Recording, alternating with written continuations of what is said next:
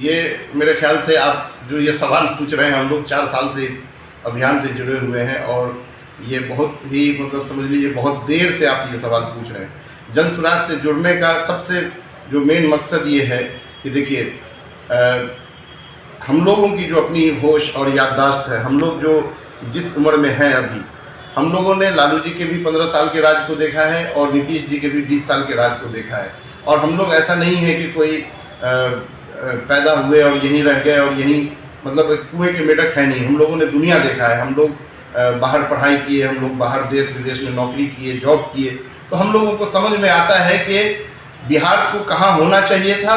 और एक poor governance की वजह से सरकारों की जो लेस विज़न है और जो उनका एक सोचने का तरीका है या उनके ना काम करने की जो एक ना काम करने का जो रवैया है, उसकी वजह से बिहार आज कहाँ है। हम लोग कर्नाटक से पढ़ाई किए, कर्नाटक को पिछले 20 साल में हमने कहाँ से कहाँ पहुँचते देखा है, लेकिन बिहार जहाँ था वहीं है। तो आखिर ये उन राजनीतिक दलों की जिम्मेदारी थी जिन्होंने इसको नहीं किया। तो इसलिए हम लोग जन स्वराज से जुड़े हैं कि एक नई व्यवस्था है जो नहीं। संदेश यही है कि प्रशांत जी ने तो पिछले 3 साल में घूम घूम के बस यही संदेश दिया है कि आप बहुत हो गया, अपने जाति पे वोट दे दिया, धर्म पे वोट दे दिया, मंदिर मस्जिद के लिए वोट दे दिया, हिंदुस्तान पाकिस्तान के लिए वोट दे दिया।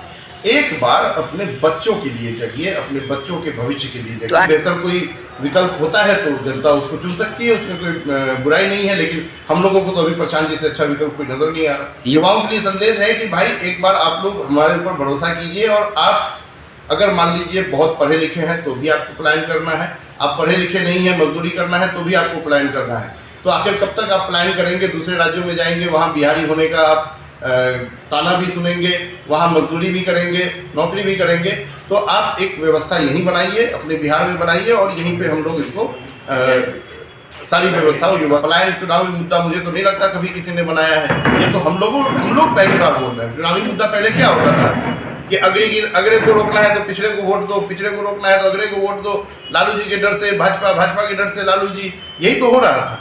अब तो ये मुद्दा पहली बार चुनाव में बना है जो कांग्रेस भी इसको बोल रही है, राजद भी बोल रही है। पलायन जैसे शब्द को प्रशांत जी तो पिछले 3 साल से लेकर घूम रहे हैं। मेरा नाम मोहम्मद आमिर हैदर, युवा प्रदेश महासचिव। इसका कोई राजनीति करने का कोई इरादा नहीं है। इसका इरादा बस एक ही है कि जो जातीय सर्वेक्षण कराया गया और जातीय सर्वेक्षण कराने के नाम पे जो समाज को बांटा गया है, अगर आप पिछड़ा में जाति के अंदर सब जाति निकाल करके जो बांटा गया है, तो उसका कुछ फायदा भी तो होना चाहिए। जैसे जातीय गणना में आया और उसके हिसाब से सरकार ने वादा किया कि हम रिजर्वेशन के लिमिट को बढ़ाएंगे, तो उस पर हम लोग जानना चाहते हैं कि भाई अगर आपने ये वादा किया था तो दोनों डबल इंजन की सरकार है, तो क्या बिहार सरकार ने इसके लिए केंद्र सरकार के सामने बात रखी या नहीं? और अगर रखी तो केंद्र सरकार इस पर क्या अभी तक एक्शन लिया है? इस पर हम लोग तेजस्वी यादव से भी सवाल पूछना चाहते हैं कि जब ये वादा किया गया था तो तेजस्वी जी डिप्टी सीएम थे, तो अब लीडर ऑफ अपोजिशन होते हुए उन्होंने विधानसभा में कितनी बार इस मुद्दे को उठाया।